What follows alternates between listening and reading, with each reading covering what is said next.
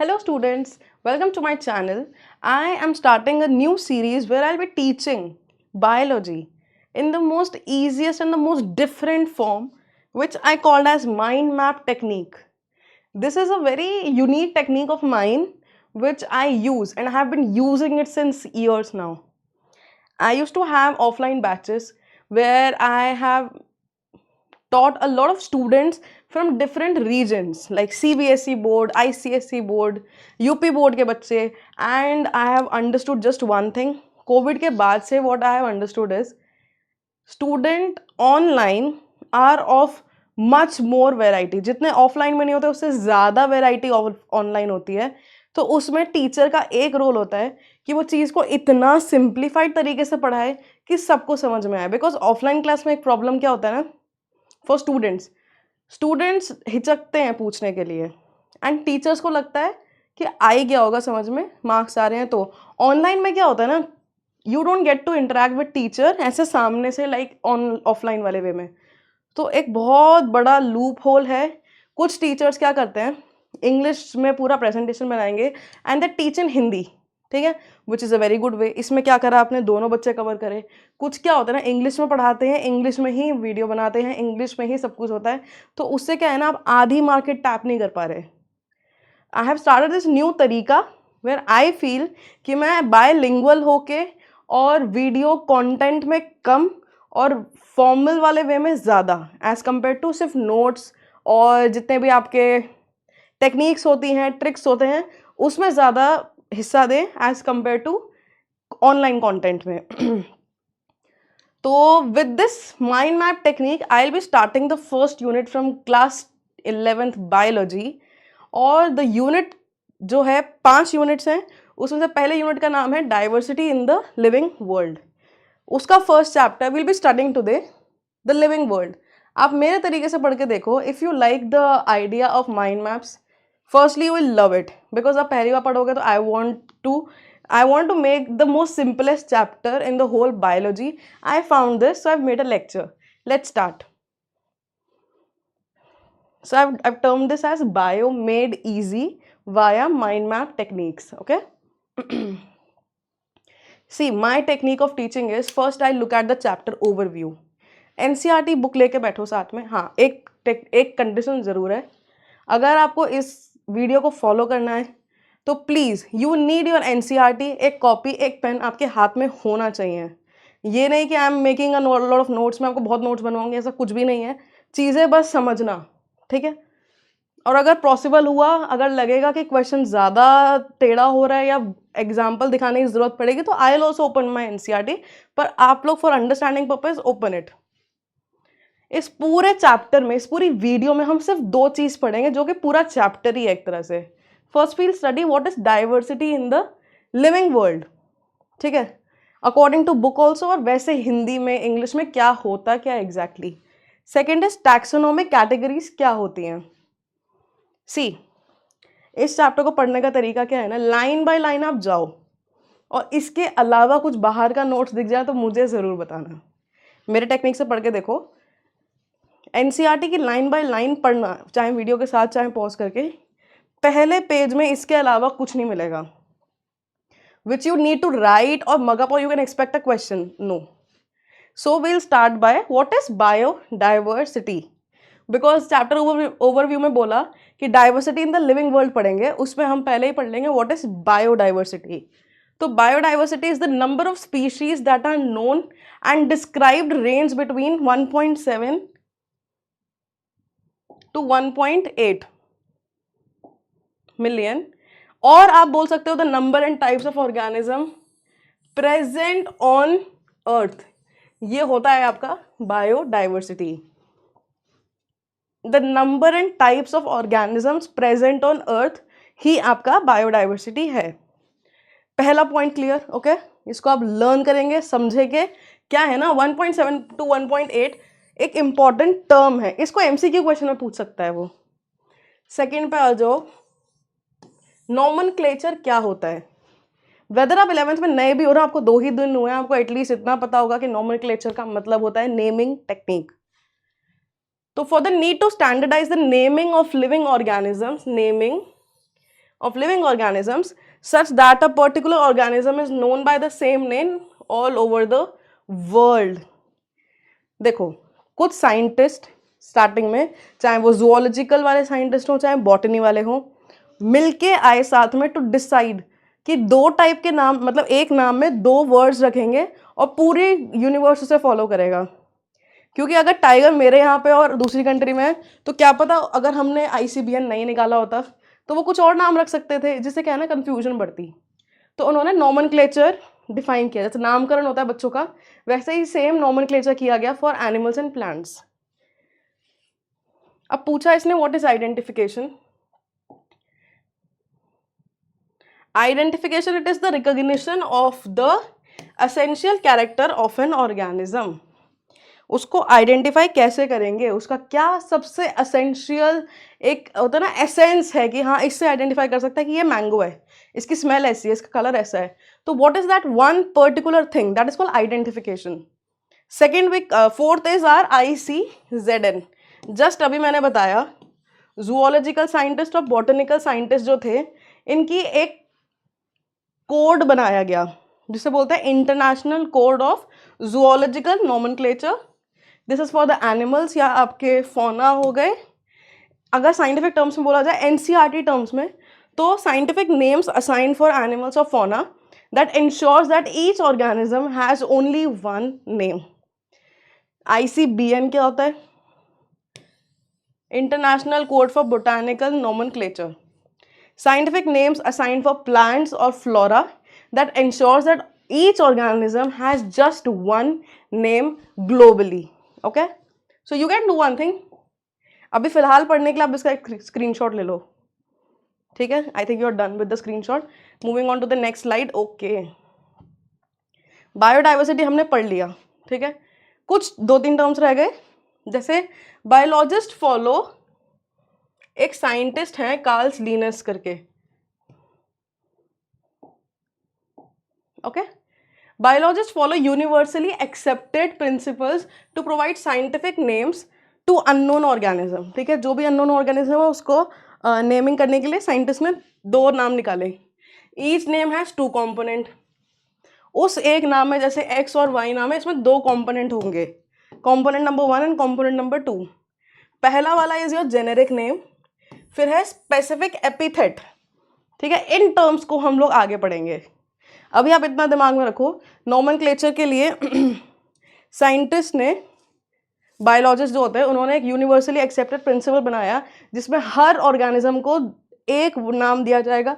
उसमें दो टर्म्स होंगे, एक होगा आपका जेनेरिक नेम. चलो मैं आपको हिंदी में एग्जांपल देती हूँ.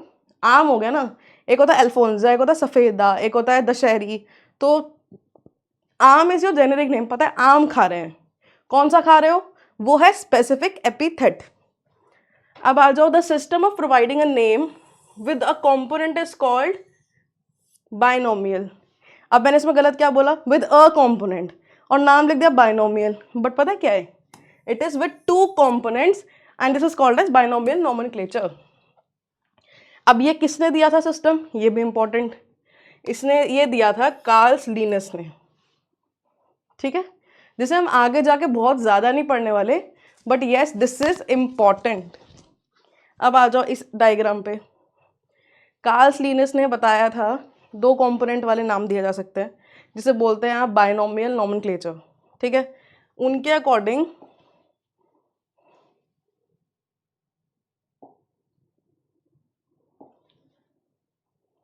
पहला आ गया आपका डोमेन. ठीक है, फिर आ गया आपका kingdom, phylum, class, order, family, genus, species. अभी लर्न नहीं करना, अभी सिर्फ टैली करो. ठीक है, ये क्या दिखा रहा है ना, जो ग्राफ है ये दिखा रहा है किंगडम बहुत बड़ा होता है, उस नहीं सॉरी डोमेन बहुत बड़ा होता है, उससे छोटा होता है तो किंगडम, फिर होता है फाइलम, फिर होता है क्लास, ऑर्डर, फैमिली, जीनस, सबसे छोटा होता है स्पीशीज. स्पीशीज में इसने एक एग्जांपल दे दिया होमोसेपियंस, जो कि है हम, human beings is the Homo sapien. तो हमारी जाति बहुत छोटी है, किंगडम बहुत बड़ा होता है. ठीक है, ये यस. अब मैं इसको कैसे समझाऊं, जस्ट अ सेकेंड.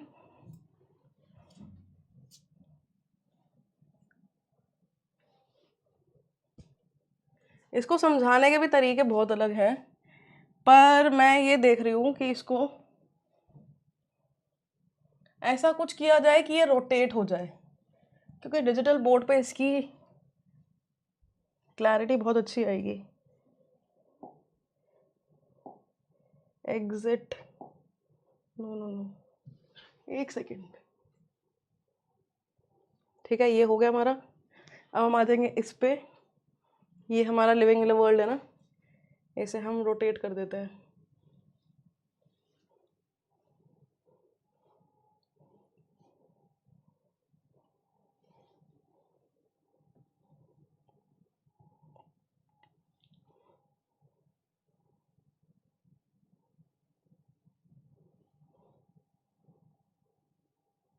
ठीक, ऐसे ही हम आगे जाके ऐसे ही पढ़ेंगे। ओके, इसको सेव कर देते हैं एक बार, and now will get back to our slide.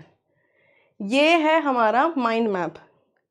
Okay, इसे बोलते हैं माइंड मैप, जो मैंने तैयार किया है, और काफ़ी इजीली पूरा चैप्टर ना एक फोटो में आ गया।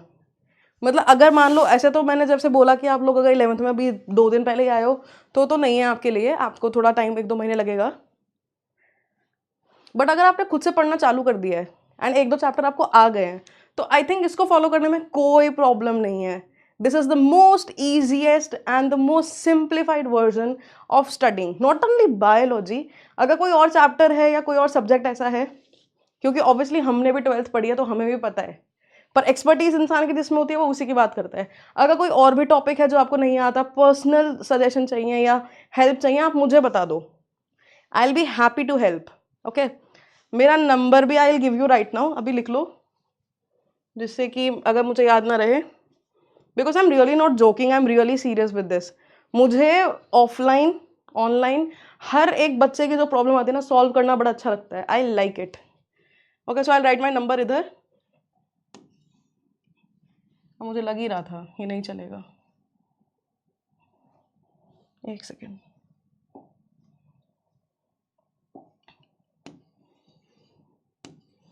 मेरा नंबर लिख लो, 8929226688। पर ये नंबर ना only WhatsApp, okay, only WhatsApp. इसका स्क्रीनशॉट ले लो, और ये मेरा नंबर है, इस पर आप कुछ भी क्वेश्चन पूछना है, चाहे वो साइंस हो, चाहे वो एसएसटी हो, मैथ्स हो, फिजिक्स हो, केमिस्ट्री हो, कुछ भी हो, इंग्लिश हो, फिजिकल एजुकेशन भी हो, कोई भी प्रॉब्लम आ रहा है, लग रहा है कि हाँ मुझसे चैप्टर छोटा नहीं हो पा रहा है या बहुत स्ट्रेस हो रहा है, इवन कॉमर्स के लिए भी ओपन है।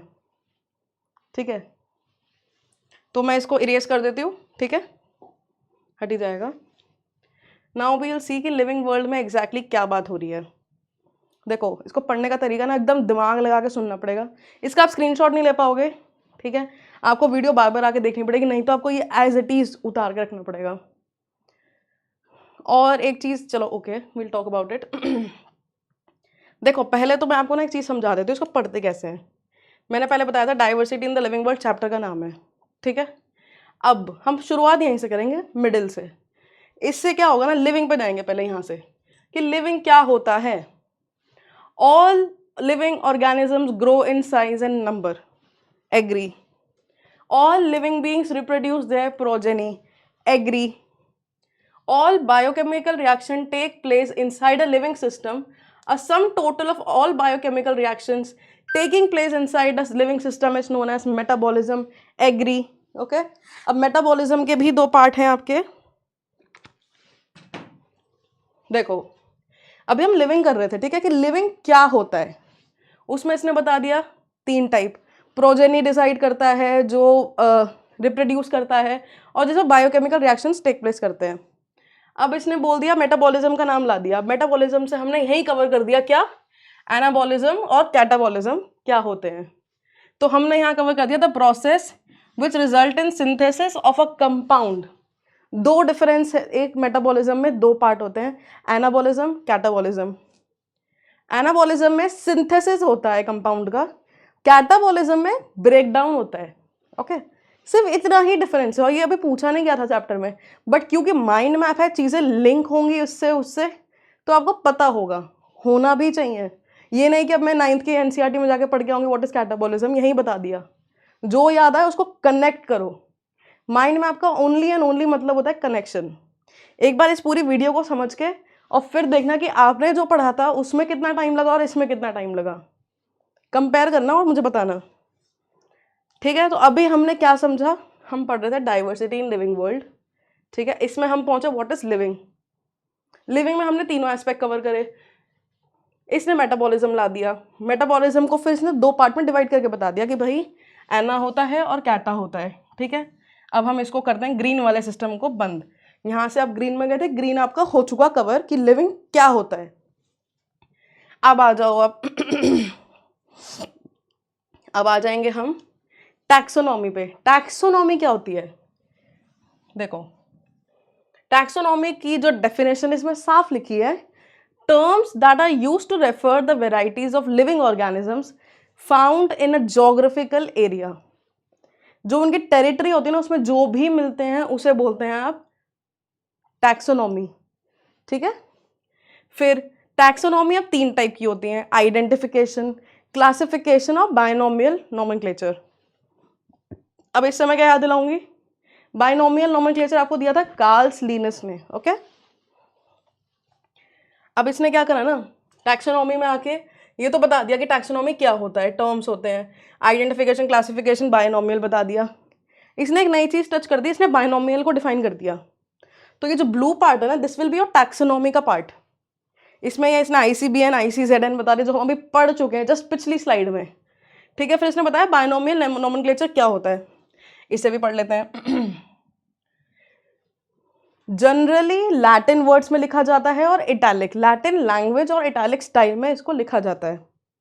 फर्स्ट कंपोनेंट इज जीनस, जिसको कैपिटल लेटर से डिनोट किया जाता है, लिखा है इसमें। Second component is species with small letter. मैं चाह रही हूँ पेन ना चलाऊं इस पर, फिर जूम नहीं होगा, बट आई विल ट्राई।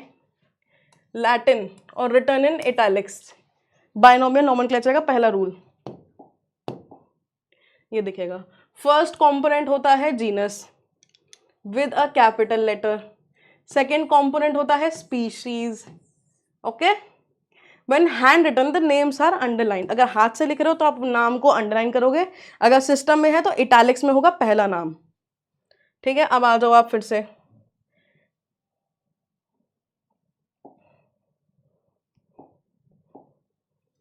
अब आ जाओ आप ICBN बता दिया इसने, फिर इसने बता दी यहाँ पे ICZN क्या होता है, international code for international code for zoological nomenclature, international code for botanical और बायोलॉजिकल नोमेनक्लेचर, ठीक है, समझ गए। अब आ जाएंगे हम, देखो क्योंकि कहाँ गए, लिविंग वर्ल्ड था, डाइवर्सिटी हो चुकी, टैक्सोनॉमी हो चुकी। अब आ जाओ आप टैक्सोनॉमी एंड सिस्टमैटिक्स रह गया है, और कॉन्सेप्ट ऑफ स्पीशीज। तो हम पढ़ेंगे पहले green part, that is concept of species. इसमें बताएगा ये स्पीशीज का कंपोनेंट क्या होता है ना, it is the basic unit of classification. जैसे आप किसी भी स्पीशीज को डिफाइन करोगे तो आप उसको क्लासिफाई करने की कोशिश करोगे कि हम इसे ऐसी कैसी कैटेगरी में डालें कि इसमें लीफ है या ये लीफलेस है, इसकी ओरिएंटेशन कैसी है, इसमें कौन सा रिप्रोडक्शन होता है, ये वायरस है या क्या है। तो वो आपके बेसिस ऑफ क्लासिफिकेशन हो गई, ओके। इसमें क्या करेंगे ना, फिर आपको बताया इसने टैक्सोनॉमिक कैटेगरीज क्या होती हैं। टैक्सोनॉमिक कैटेगरीज होती हैं आपकी 7 टाइप की, kingdom, division, class, order, family, genus, species. मैं इसको हाईलाइट कर दूंगी क्योंकि इस चैप्टर में सबसे इंपॉर्टेंट अगर कुछ है तो वो है यही, किंगडम,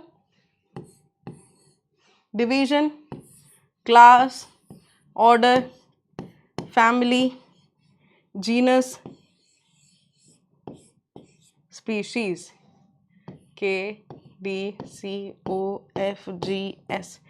अब आप इसको कुछ भी नाम दे दो, जैसे आपको अगर लर्न नहीं होना तो आप इसको बोल सकते हो, मैं इसको बोलती थी पहले,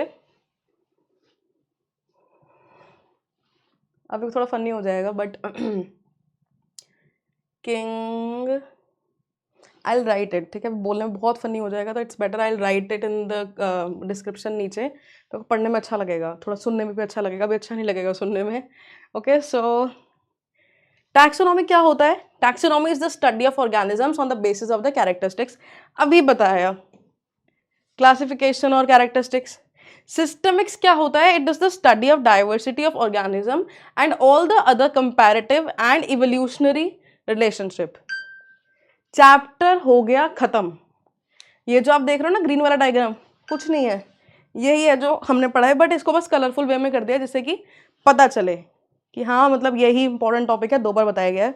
अब आप मुझे ये बताओ इस चैप्टर में ऐसा क्या था जो आपको समझ में नहीं आया या बहुत टफ लगा? अगर मैं आपको स्टार्टिंग के 2 स्लाइड ना दिखाऊं और सिर्फ यही दिखाती तो क्या आपको ये चैप्टर नहीं समझ में आता? मैंने क्या पढ़ाया अभी तक? पहले मैंने ओवरव्यू बता दिया, ये पढ़ाने का तरीका है मेरा। फिर मैंने जो बहुत इंपॉर्टेंट टर्म्स है जिससे क्वेश्चन आ जाते हैं, ठीक है, वो बता दिए, डायग्राम भी बता दिया। फिर मैंने एक ओवरव्यू दे दिया पूरे चैप्टर का, आप इसको एनसीईआरटी से मिला लो, एक भी क्वेश्चन ऊपर नीचे अगर आ गया सिर्फ इसको पढ़ने के बाद, इन 4 स्लाइड्स को पढ़ने के बाद, अगर आपने फर्स्ट चैप्टर का टेस्ट दिया और आपके नंबर कम आए, you can come and complain कि आपने ढंग से नहीं पढ़ाया, मैं अपना गलती मान लूँगी। अभी हम इस फर्स्ट चैप्टर को वही सारे टर्म्स, क्योंकि ये छोटे लिखे थे ना काफ़ी, तो मैंने इनको यहाँ पे बड़ा करके लिख दिया है, बट अभी मैं इस वीडियो को इसी पर ख़त्म करूँगी and I want you guys to come back. अगर आपको सेकेंड चैप्टर चाहिए जो कि है बायोलॉजिकल क्लासिफिकेशन, जिसमें आपकी 5 कैटेगरीज होंगी जो वितेकर ने दी थी, हम उसको बहुत अच्छे से एक्सप्लेन करने वाले हैं, और सारे क्वेश्चंस आपके ना हुए तो फिर आप मेरे को आगे बता सकते हैं, मैं अपनी गलती मान लूँगी, ठीक है। So with this we'll complete our video and thank you so much, और चैनल को सब्सक्राइब कर देना अच्छा लगा है, और मैंने आपको अपना व्हाट्सएप नंबर भी दे दिया है, फिर से बोल देती हूँ 8929226688। कुछ भी प्रॉब्लम है एकेडमिक्स की, किसी भी सब्जेक्ट की, मुझे बता दो, I will solve it anyhow, I love doing it. Okay, thank you so much and please subscribe to the channel guys.